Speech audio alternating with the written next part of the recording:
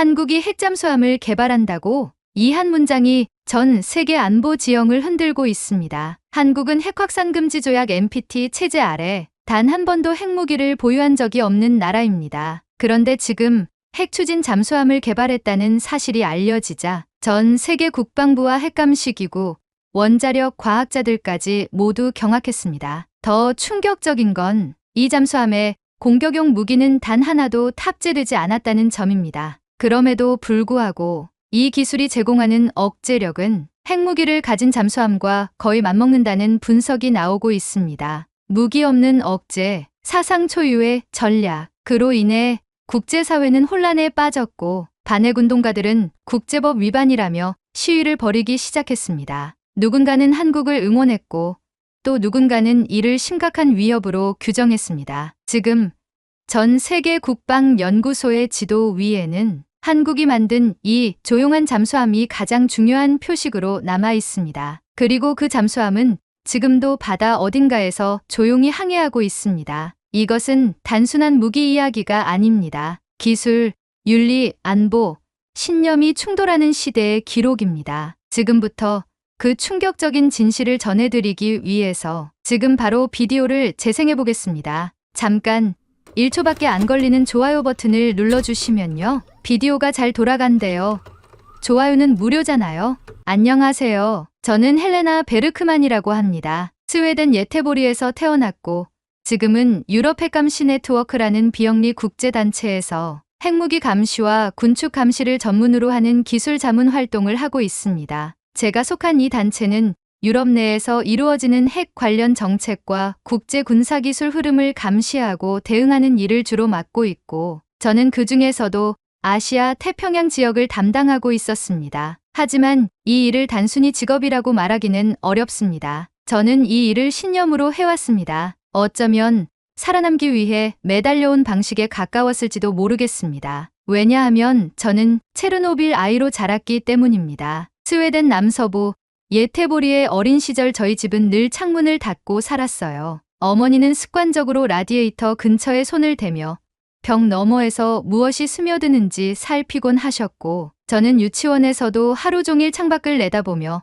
그저 안개처럼 보이는 먼지를 두려워했습니다. 보이지 않는 죽음. 그것이 핵이라는 단어가 제게 주는 이미지였습니다. 20살 무렵 저는 법학을 전공하며 인권 변호사를 꿈꿨습니다. 하지만 방향은 바뀌었고 핵확산금지 조약과 IAEA 국제원자력기구 체계에 대한 법률 분석이 제 삶의 중심이 됐습니다. 제가 처음 활동가로 발을 들인 건 프랑스 남부의 핵재 처리 시설을 둘러싼 시위 현장이었습니다. 그 이후로 저는 줄곧 믿어왔습니다. 기술은 무기를 만들고 무기는 결국 사람을 파괴한다는 그 단순한 논리를요. 그런 저에게 핵잠수함은 말이 안 되는 개념이었습니다. 그것도 무기를 싣지 않은 핵잠수함이라니요. 제가 처음 그 말을 들은 건 한 달 전 파리의 사무실에서였습니다. UN 군축실 산하 연락관에게서 온 전화였죠. 베르크만 박사, 한국에서 이번에 IAEA 기준을 적용한 비무장 핵잠수함을 공개적으로 시연할 예정입니다. 기술 참관을 해주실 수 있을까요? 처음엔 농담인 줄 알았습니다. 저는 대뜸 반문했죠. 핵잠수함인데 비무장이라고요? 그런 게 가능합니까? 그래서 확인하러 가셔야죠. 그렇게 저는 서울행 비행기에 올랐습니다. 서울에 도착했을 때는 오후 6시가 조금 넘은 시각이었습니다. 5월의 햇살은 아직 남아 있었지만 제 마음은 먹구름이 가득했습니다. 저는 기술 설명회에 참석해 형식적으로 질문 몇 가지만 던지고 명확한 입장을 적은 보고서를 제출하고 돌아올 생각이었습니다. 하지만 그 일정은 예상보다 훨씬 복잡하게 흘러가게 됩니다. 국제군비 전시회가 열린 곳은 일산의 대형 컨벤션 센터였습니다. 전시장에 들어서자 어김없이 전투기 모형과 드론 전시관, 미국과 이스라엘 업체들이 만든 미사일 시뮬레이터가 눈에 들어왔고 저는 그 익숙한 풍경에 자연스럽게 눈살을 찌푸리게 되었습니다. 하지만 가장 끌렸던 건 따로 있었습니다. 바로 구석에 설치된 한국 해군 부스였습니다. 크지도 않았고 화려하지도 않았습니다. 단지 정중한 정장을 입은 사람들이 차분한 표정으로 정면에 커다란 홀로그램 영상 하나를 바라보고 있었죠. 저도 그 무리에 섞여 조용히 서 있었습니다. 영상 속에서는 해저 실루엣이 어두운 푸른빛으로 그려지고 그 위로 하나의 잠수함이 서서히 움직이고 있었습니다. 사람 키보다도 작아 보이는 소형 원자로 모듈이 간단하게 묘사되고 있었고 그 아래 문장이 하나 떠올랐습니다. 존재는 위협이 아니다. 억제란 침묵에서 시작된다. 순간 저는 화면에 시선을 떼지 못했습니다. 그 말은 무언가를 품고 있었어요. 그때 제 옆에 있던 한 남성이 조심스럽게 말을 걸어왔습니다. 반갑습니다. 베르크만 박사님 맞으시죠?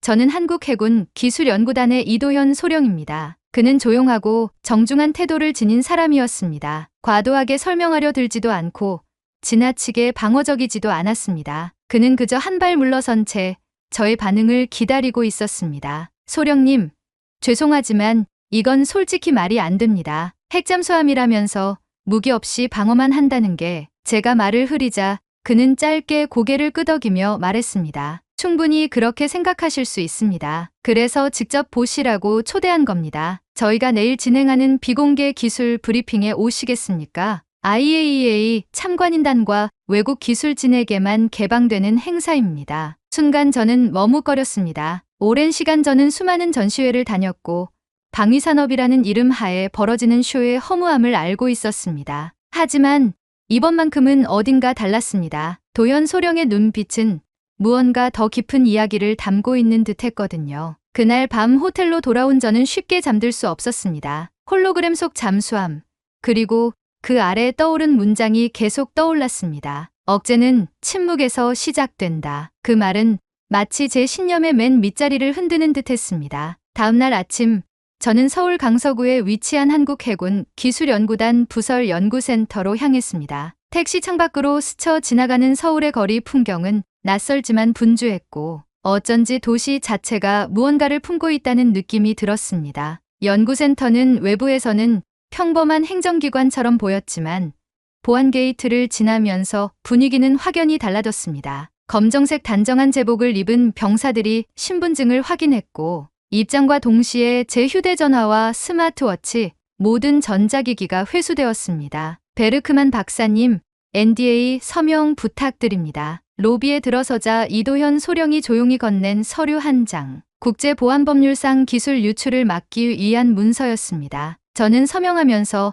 어딘가 모르게 복잡한 마음이 들었습니다. 이건 단순히 보안을 위한 서류가 아니라 제 윤리와 이성의 경계를 시험하는 첫 관문 같았거든요. 브리핑은 지하에 마련된 밀폐형 회의실에서 이루어졌습니다. 참가자는 15명 남짓, 모두 각국에서 온 군사기술 전문가들과 IAEA 소속 기술관들이었습니다. 공간 자체는 작았지만 벽면 전체가 전자판으로 구성돼 있었고 발표자가 말할 때마다 주변의 그래픽이 연동되어 움직이는 첨단 시스템이었죠. 첫 슬라이드에는 이렇게 적혀 있었습니다. KSSX A형 전홍축 우라늄 기반 비무장 핵추진 잠수함 1차 공개 설계 보고. 발표를 맡은 사람은 한국해군과 협력 중인 민간 기술기업의 수석 설계자 박주환 박사였습니다. 그는 작은 키에 단정한 셔츠 차림이었지만 말투에는 단호함이 배어 있었습니다. 이번 시스템은 오로지 회피와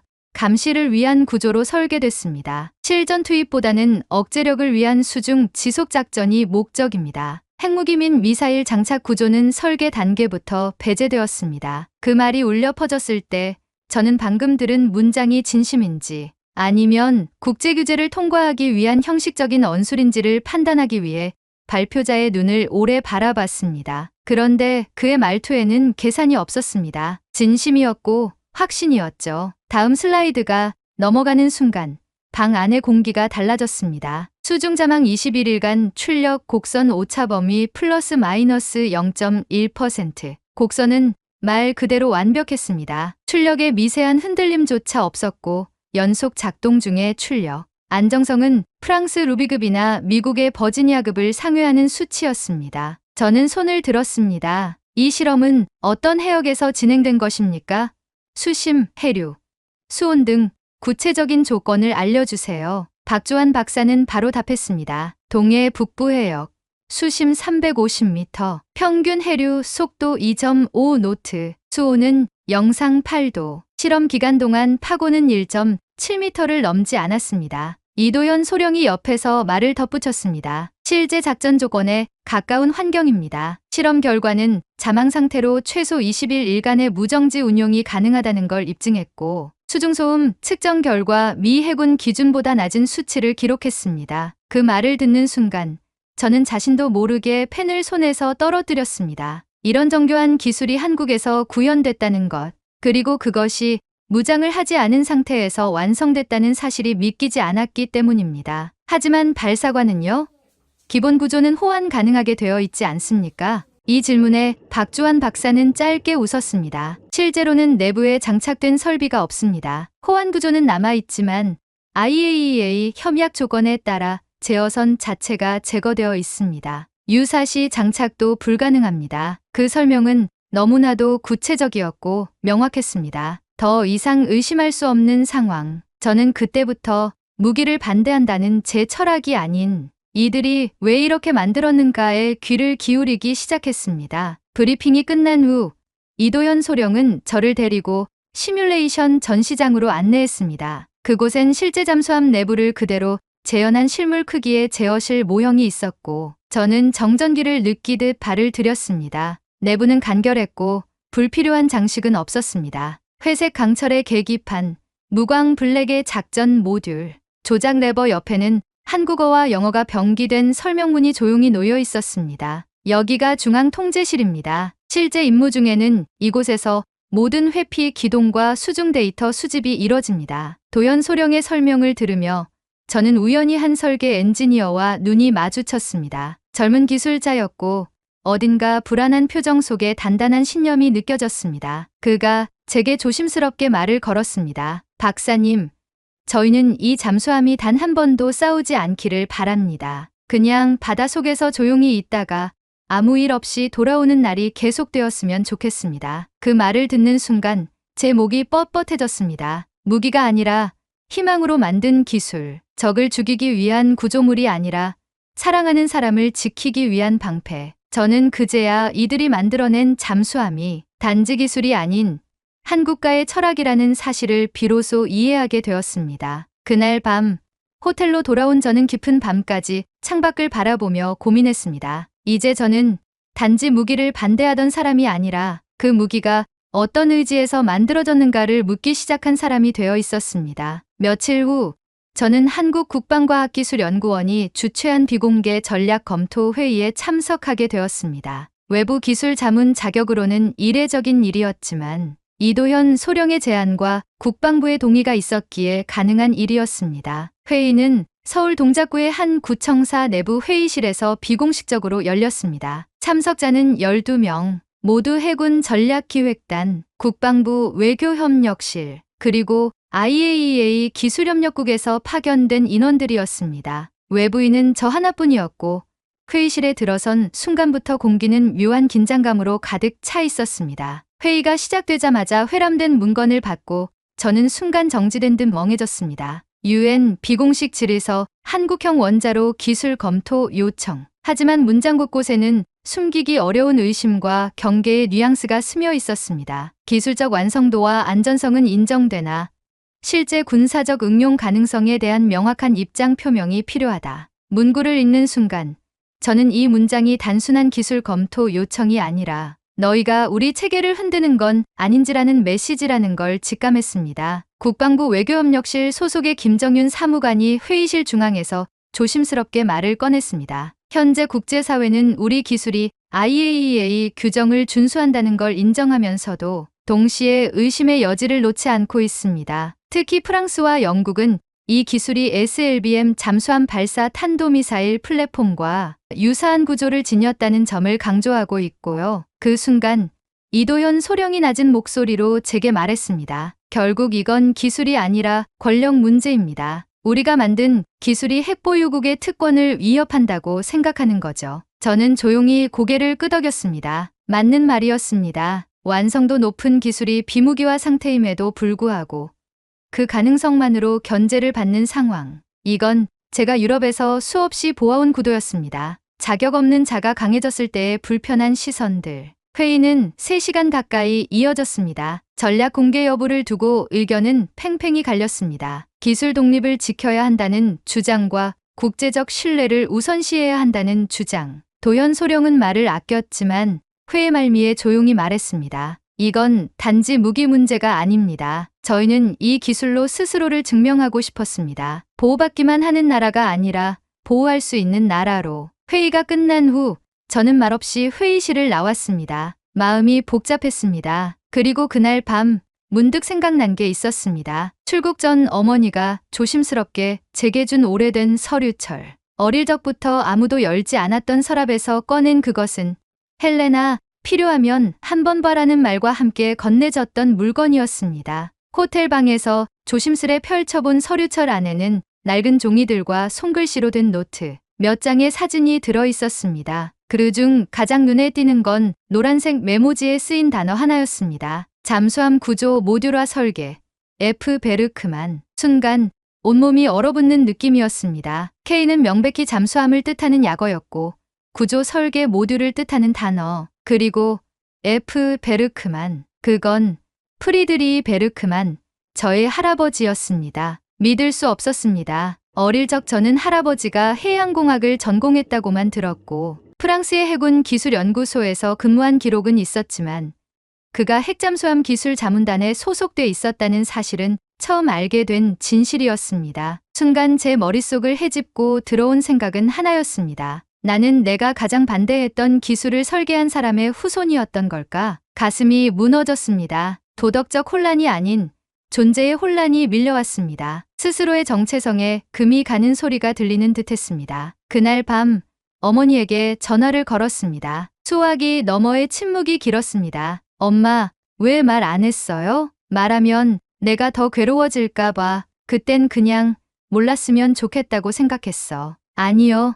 난 알아야 했어요. 나는 내 발로 여기까지 왔는데 정작 가장 가까운 사람의 과거도 모르고. 전화기를 들고 있던 제 손이 떨렸습니다. 어머니는 더 말하지 않았고 저도 그 침묵 속에서 이 관계의 간극을 받아들여야만 했습니다. 다음 날 이도현 소령에게 그 문건을 보여주며 말했습니다. 이 이름 제 할아버지입니다. 혹시 이미 알고 계셨나요? 그는 고개를 끄덕이며 말했습니다. 며칠 전 프랑스 해군 보고서에서 같은 이름을 봤습니다. 박사님의 반응을 보고 짐작했죠. 놀라셨을 거라 생각합니다. 그는 책상 서랍을 열어 복사된 보고서를 조용히 내밀었습니다. 핵잠수함 설계 자문위원회 1972. 제 할아버지의 이름이 거기 확실히 남아 있었습니다. 하지만 박사님, 이건 죄가 아닙니다. 그분도 지금의 우리처럼 무언가를 지키기 위해 그 기술에 참여했을 수도 있잖아요. 그 말에 저는 눈을 감았습니다. 그리고 처음으로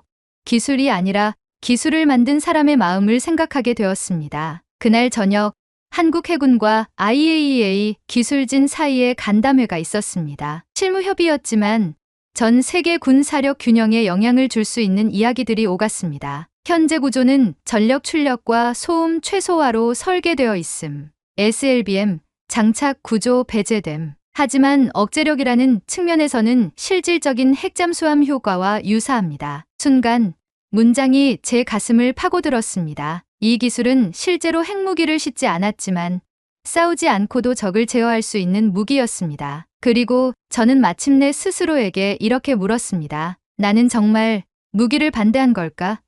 아니면 두려움을 인정하지 못했을 뿐이었을까? 그 질문은 제 평생의 신념 위에 날카롭게 꽂혔습니다. 그리고 저는 그 질문 앞에서 처음으로 진심으로 흔들리기 시작했습니다. 다음 날 아침 저는 서울 중심부에 위치한 호텔 창가에 앉아 있었습니다. 커튼 너머로 흐릿한 햇살이 스며들었고 책상 위엔 닫히지 않은 노트북과 한밤중까지 손을 놓지 못했던 노트가 펼쳐져 있었습니다. 그 안엔 수십 개의 문장이 쓰였다 지워졌고 한참을 공들인 흔적이 그대로 남아 있었습니다. 아침 9시가 조금 넘은 시각 프랑스 외무부에서 전화가 걸려왔습니다. 예상했던 목소리였습니다. 박사님, 보고서를 기다리고 있습니다. 프랑스 국방기술정보국에서는 실질적이고 전략적인 분석을 요구하고 있습니다. 한국형 핵잠수함의 군사적 전용 가능성에 대한 구체적 문장이 필요합니다. 말끝은 차분했지만 그 안에 담긴 의미는 명확했습니다.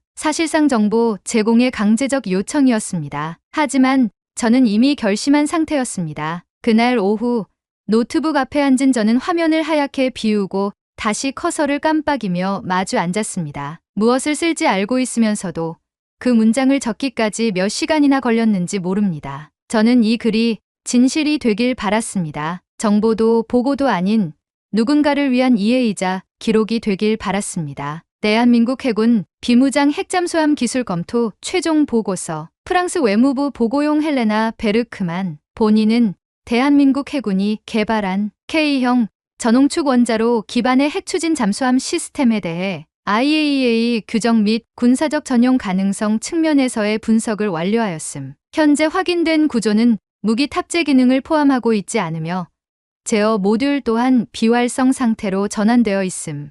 민간 기술 활용 가능성 또한 일부 존재함. 단, 해당 기술이 제공하는 장기 수중 자막 능력과 전략적 회피 능력은 억제력으로 기능할 가능성이 있음. 이는 구조상 문제라기보다 국제 전략 균형 속에서 기능적 영향력을 발휘할 수 있음. 결론 현 시점에서 해당 잠수함 시스템은 군사적 위협으로 간주될 수준이 아님. 오히려 그 목적은 명확하게 억제와 감시에 있으며 무기 없는 억제라는 새로운 모델로 해석될 수 있음. 보고서를 저장한 뒤 저는 그것을 암호화된 방식으로 프랑스 국방정보국에 전송했습니다. 그리고 바로 그 어느 때보다 조용하고 확신에 찬 마음으로 메일을 닫았습니다. 그 순간 이도현 소령에게 전화를 걸었습니다. 보고서 보냈습니다. 그 안에 박사님의 진심이 담겨 있습니까? 담았어요. 더는 두려움에 편승하고 싶지 않았어요. 그는 한참을 말없이 있다가 이렇게 말했습니다. 그럼 이제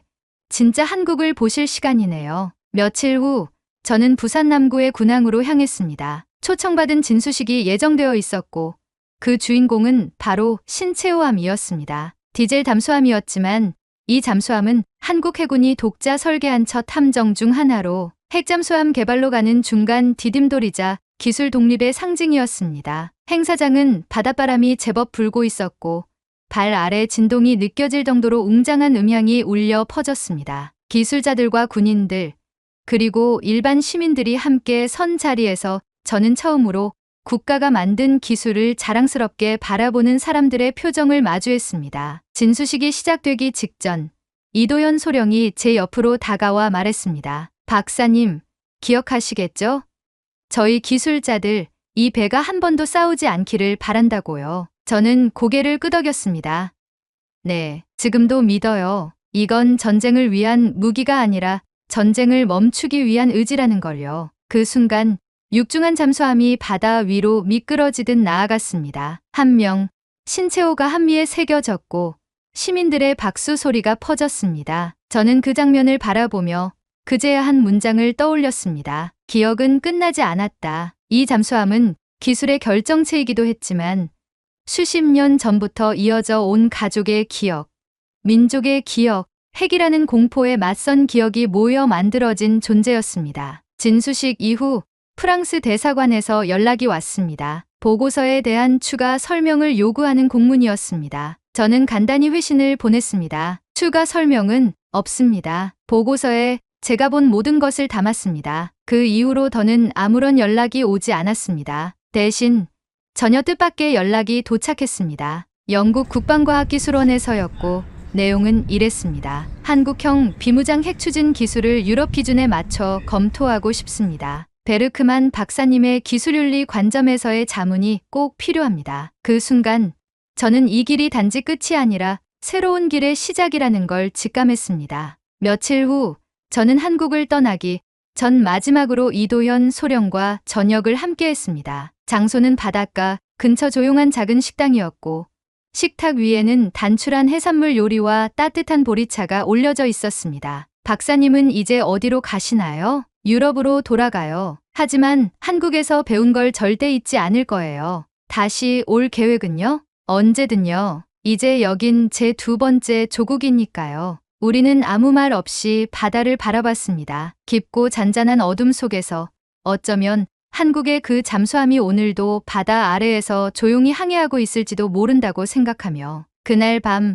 호텔방으로 돌아온 저는 오랫동안 쓰지 않았던 일기장을 꺼내 마지막 한 줄을 남겼습니다. 나는 무기를 반대했다. 하지만 지금은 믿는다. 기술은 파괴를 위해 만들어질 수 있지만 그 마음이 평화를 선택할 수 있다면 그 기술은 사람을 지킬 수 있다. 오늘 들려드릴 이야기는 여기까지입니다. 세상의 모든 기술은 마음에서 시작됩니다. 그 마음이 누군가를 지키고자 한다면 그 기술은 단순한 무기가 아니라 평화를 지키는 방패가 될 수 있습니다. 지금 이 순간에도 깊은 바다 어딘가에서 조용히 움직이고 있는 잠수함이 있습니다. 소리조차 내지 않고 누구에게도 발견되지 않으며 단 한 번의 발사 없이도 전쟁을 막기 위해 존재하는 잠수함입니다. 그리고 우리는 묻습니다. 기술이 사람을 죽이지 않도록 만드는 건 결국 누구의 마음이어야 할까요? 여러분은 어떻게 느끼셨나요? 여러분의 생각과 마음속 울림을 댓글로 남겨